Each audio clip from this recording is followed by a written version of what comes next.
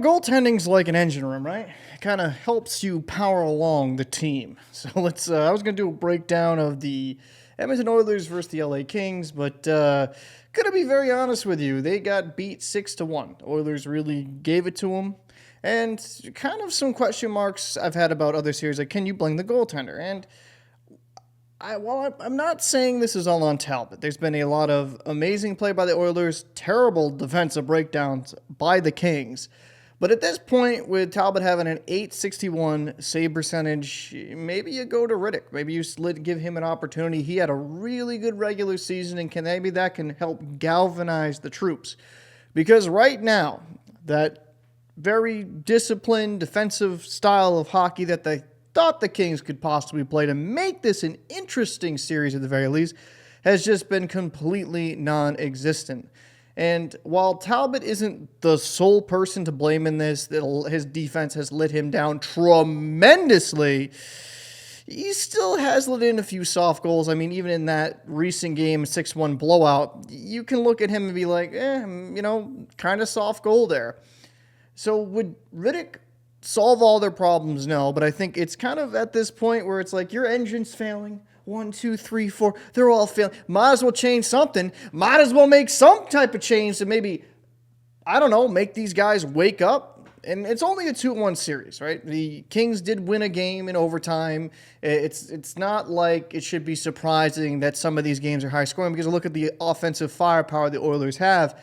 But some of the miscues that the Kings are making are just completely inexcusable.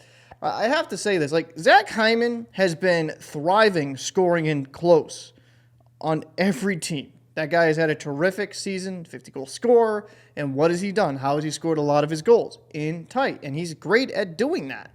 So when you see Zack Heyman, and I understand it was, I understand there was a guy open on the wing for a one-timer, right there by the hash marks.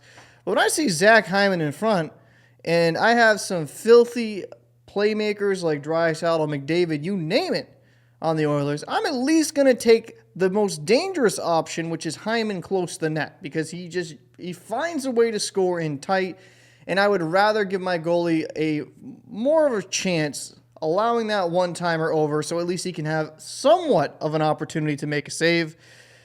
I just really haven't been that impressed with what I've seen from the Kings. And they did win 5-4, but if they want to win this series, they're going to have to be way better than they are defensively. And they had the capability to do so.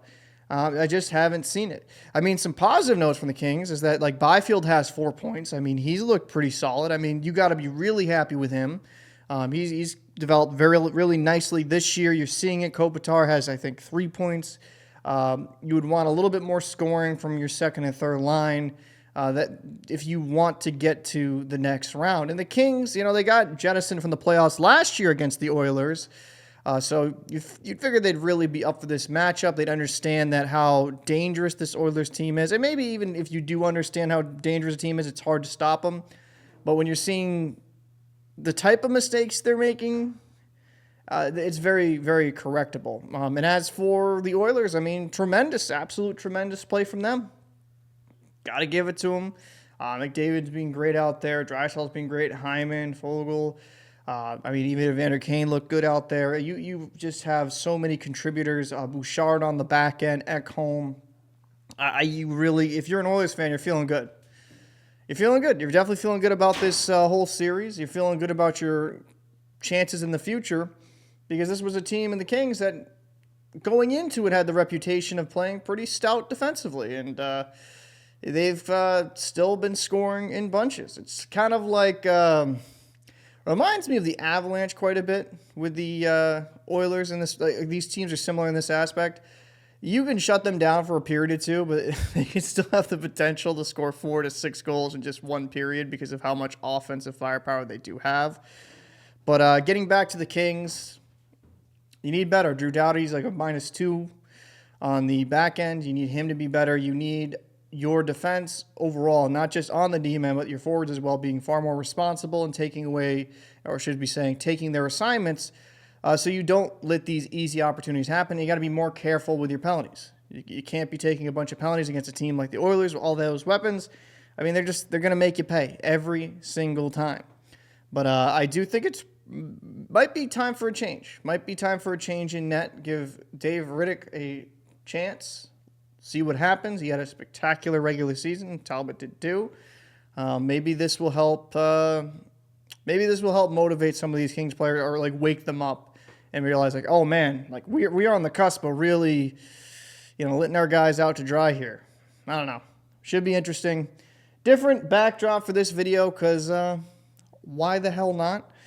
This probably will not be a frequent thing. I just want to have a little bit of fun with this. If you enjoyed the video, drop a like, comment, subscribe, all that happy and good horse shit.